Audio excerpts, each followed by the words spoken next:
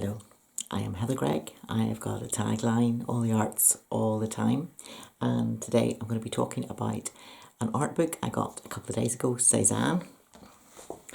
But the actual title of this recording is Cezanne versus my library because, of course, as I read the book, enjoyed it, I then began to wonder about its claim, which you often find cropping up. The subtitle of this book is called Pioneer of Modernism. Quite often he's referred to as the father of modern art. Huge claims. Are those true? And I actually just started going to my bookshelves and looking down the index at the back of my art books. And you see the results.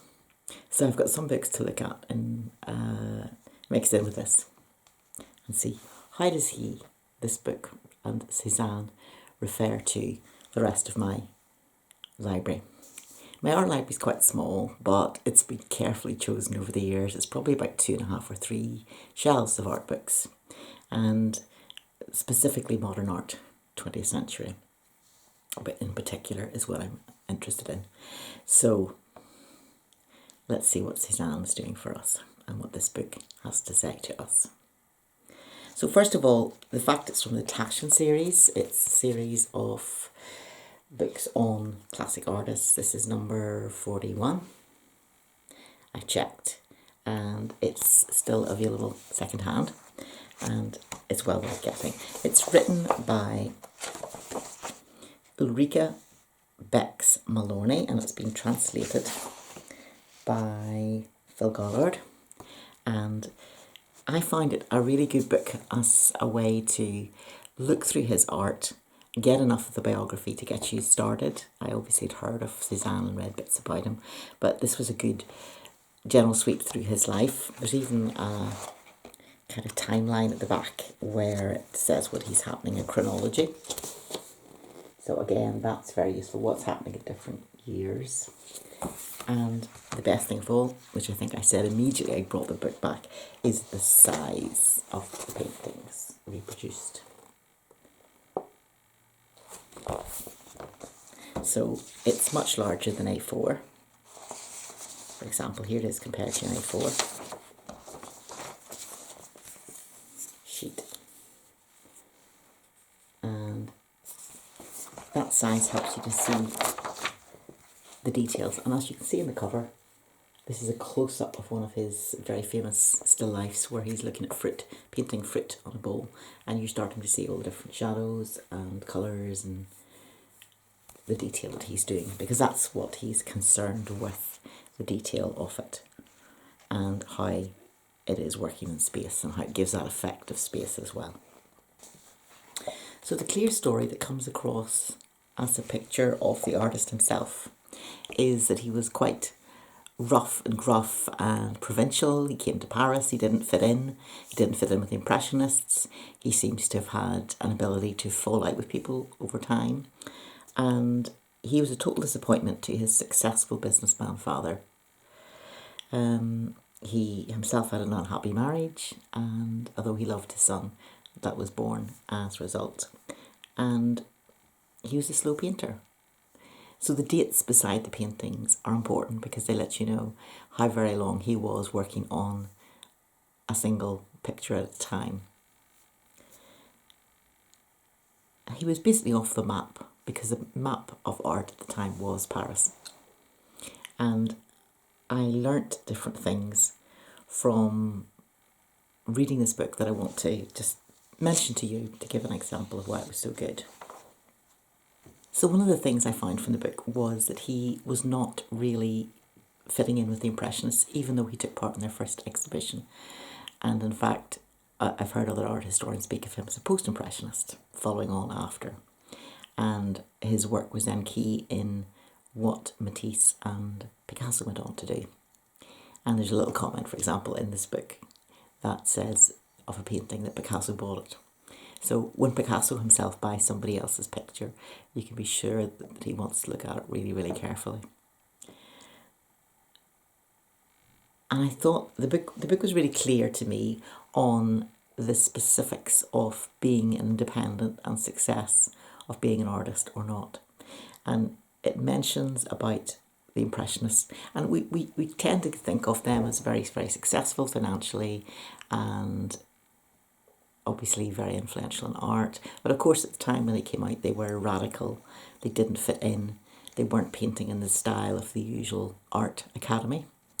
And the book actually gives details.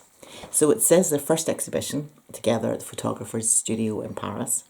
We've got Renoir, Monet, Berthe Morisot, Degas, Pissarro, Cézanne himself, and others, okay? All the big names now to us. And we know that they were ridiculed and that somebody took the term for impression of a sunrise from Monet and just said, oh, they're Impressionists. And the whole joke was that they didn't finish pictures and they were all done in a half done kind of way. The Cezanne book has told me information which is very specific, saying that there was a net loss from that very first exhibition of the Impressionists. And divided between the artists, that was a deficit of 184.5 francs for each participant. So there is that sense of loss, obviously. I mean, it's devastating, as well as the fact that the public has come in droves to laugh at the exhibition. There's been cartoons about it. They've just been utterly mocked. So the next year, they can't afford to do another exhibition, so they do a little auction. And again, the book says, this was a fiasco and a financial disaster, but it did bring them into contact with an enthusiastic art lover and collector, a customs inspector named Victor Choquet. So that's good. But I thought, knowing this before you mount an exhibition, if you're putting on an exhibition but with yourself and a few others, to just say, well, it was really tough going for the Impressionists. It didn't bring in a lot of money. In fact, it cost them money. Kind of helps to moderate your expectations, I guess. It's a really tough thing to do. So I thought that was really specific and helpful to know in a broader way, not just about the life of Cezanne, but also about the way in which a new wave of art struggles at the beginning, even though it may later on come to be well known.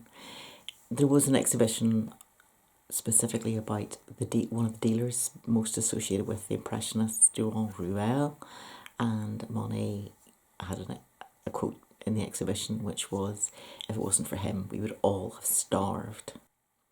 So that's helpful for me to bear in mind in the background. Cezanne was better off than most of the Impressionists in that he had this rich father who was just giving him an allowance, but at the end of the day, he was going to inherit, and he did. So he was in a slightly better position. I think another strength of the book is that you can see him, Cezanne, working across different variations on the theme. For example, one of his themes was the card players, and he had a version with 5 card players, one with 4, one with 3, and then he had a few with 2. And he worked also a lot on Mont Saint-Victoire, of course, the famous mountain from near him in his house and home. And that was a major theme.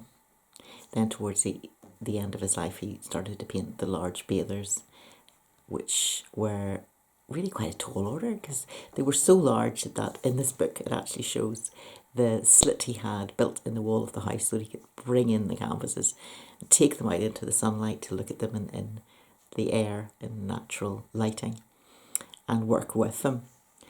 And that was towards the end of his life. So he's taking this on as an older man with some health issues. I think he had asthma. And you just think, wow, that is amazing. And of course, he may primarily be best known for his still lifes and his claim, I'm going to astonish Paris with an apple, which he eventually did when he had his retrospective after his death. All the famous art painters turned up to see what work he had done and what was next for them to do, and he had shown them something unusual. So some of the things that he was doing was he would set out a still life of fruits, bowls, different things, but then he would tip them in different ways. And so sometimes he would paint it as if you were looking down the neck of a vase, and then he would paint it from the side. And he would have a plate of cherries at a slant, and then he would tip another thing. So it was all this going on, and it was a deep influence for the formation of Cubism. I enjoyed reading this book.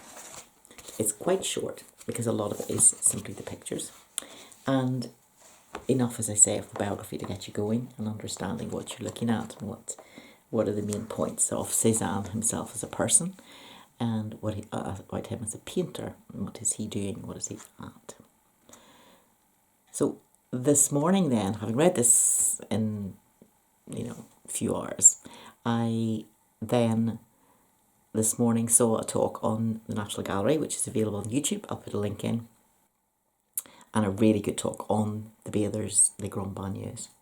And then that reminded me of a comedy sketch done back in the 1960s, because the painting was bought for the National Gallery in London in 1964. Henry Moore was the sculptor, was a key person advocating for it, and you can actually see how his forms of women relate to the Cezanne, where they're incredibly monumental. They're almost like rocks. And then, of course, he was a sculptor and known for doing these monumental figures. And the sum was raised to buy it for the nation, for the British nation, to which there was an immediate outcry because it was felt that the painting wasn't good enough, and etc., etc.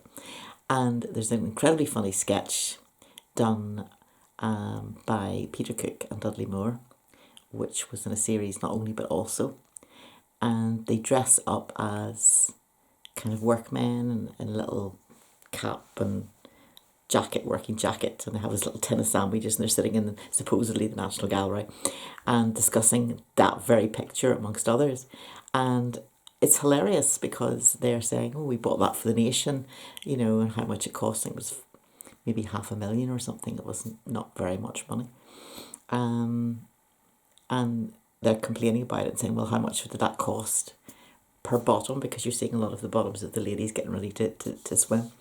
And then one of them says, those nude women came out of our pockets, Dud. And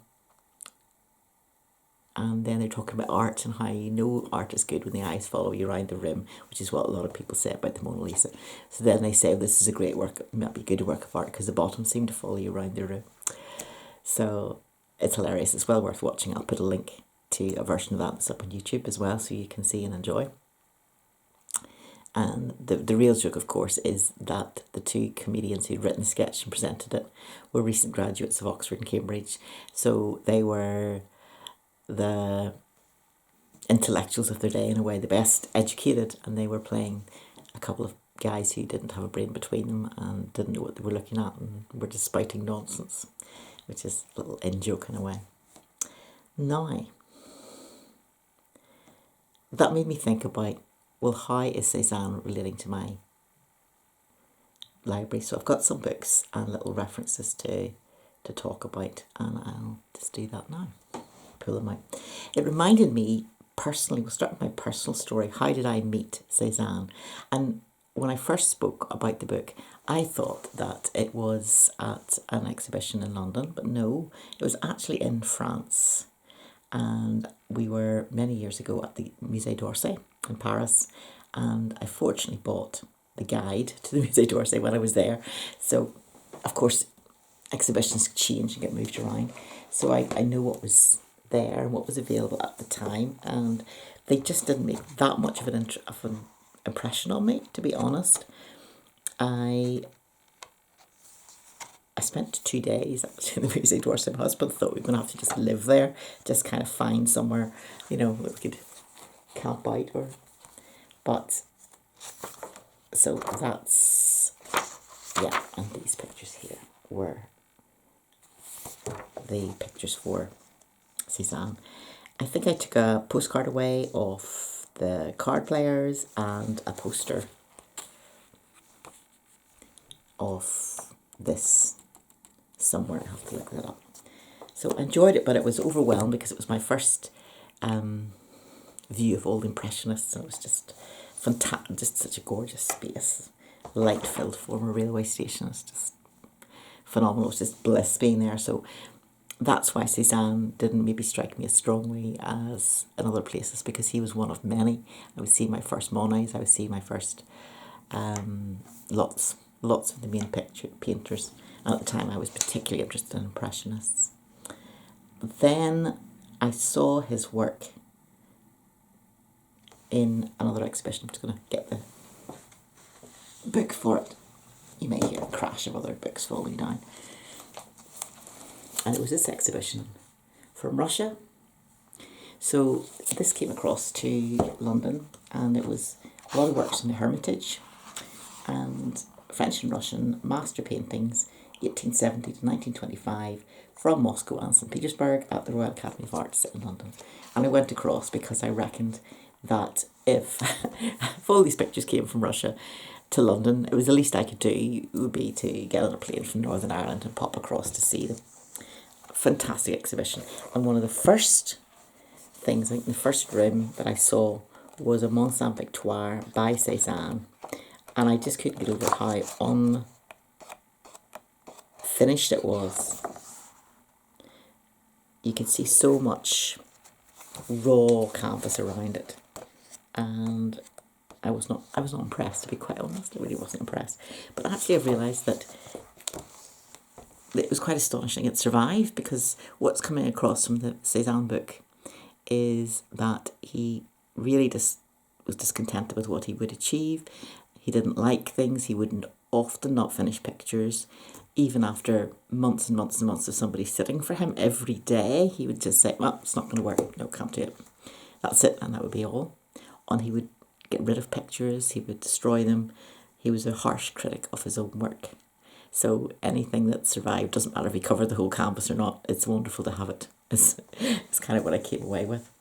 So that's actually how I came across and met Cezanne in the flesh, so to speak. The other thing that for me is significant is that he influenced Matisse so much. And so he turns up a lot in this book, Matisse, Picasso, The Story of Their Rivalry and Friendship by Jack Flam, which is a fantastic study of the two artists as people, their art and how they interacted, because there was like a closeness and yet a between them, kind of rivalry. So yeah, in fact, there's the subtitle, The Story of Their Rivalry and Friendship, yeah, on the title page reminding me. But for them both, Cezanne was important, and Matisse bought a picture of Cezanne when he really couldn't afford to, when he was a really struggling artist, because it sustained him so much, it gave him so much ideas and encouragement. This book on Matisse actually talks about the particular picture that was important to them, and it was a smaller version of The Bathers, and it gives a bit of detail. It was a small canvas for which Amélie had pawned the emerald ring given her as a dowry. The painting meant nothing to her in those days, but she believed absolutely in her husband, as he believed in Cezanne, at a time when most people wrote both painters off as mad. The couple had hung on to their bathers through all the hardships that followed, and continued to be a source of inspiration. So, Matisse, Cezanne, link. This book on Braque is showing the influence of Cezanne as well, because Braque and Picasso together worked to bring in Cubism, and in this book at the back it gives you the page numbers for Cezanne in the book, and there's about 12 of them. It just reads on and on. Cezanne, 11 to 12, 16 to 18, 27, 28, 30, 33, 34, 35, 36, 37, 46, 48, 51, 54, 92, 112, 100, so it goes on. But Cezanne is still showing up later and later and later and later, because I have got two books that I was quite surprised to see him turn up in. So Cezanne's dates are 1839 to 1906, okay? And yet, I find him in a book called Art of the 20th Century. He was such an influence, and he's cropping up here. Let's see how much space they give him.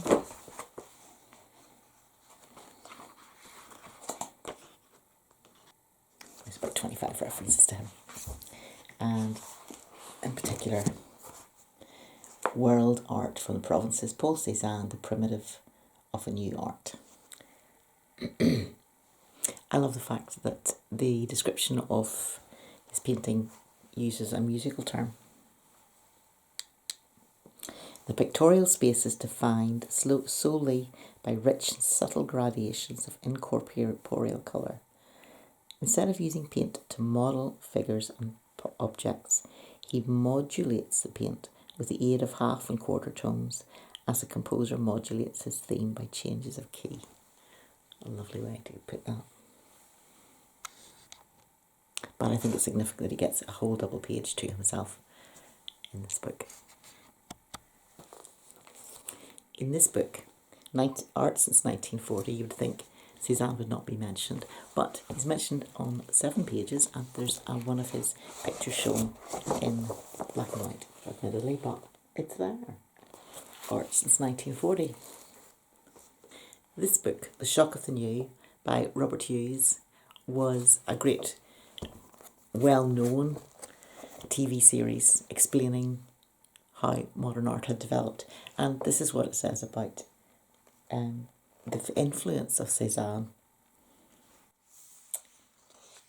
It's talking about Braque. The one big thing he knew was Cezanne, with whom he identified almost to the point of obsession. He admired Cezanne, as he put it, for sweeping painting clear of the idea of mastery. He loved Cezanne's doubt, his doggedness, his concentration on the truth of the motif, and his lack of eloquence. These he knew were expressed in the very structure of Cezanne's paintings, with its accumulated fusing of little tilted facets. And so he wanted to see if that solidity of construction and ambiguity of reading could be pushed further, while the painter remained in the actual presence of his motif. So, Cezanne, key. What about another key history of art book? Gomric, The Story of Art. Does Cezanne have a space in this? This is trying to cover art across millennia. Yes. He gets double page spread, double page spread, and other references through the book as well. Here's Cezanne again, cropping up in Seeing Slowly, Looking at Modern Art by Michael Findlay. And there's an interesting comment he puts about the unfinished canvas kind of appearance. Because Paul Cézanne used negative space, empty canvas, as a vital element in many of his compositions, many suppose these are unfinished paintings. The fact is, he delivers only what is required for the painting or watercolour to work in our feelings. Less is not always more, but the power of a great deal of modern art lies in restraint and fine editing. He also shows 2 paintings from an exhibition of Cezanne's wife, portraits. And he points out that it's interesting when you see a lot of series of artworks on a similar theme all placed together.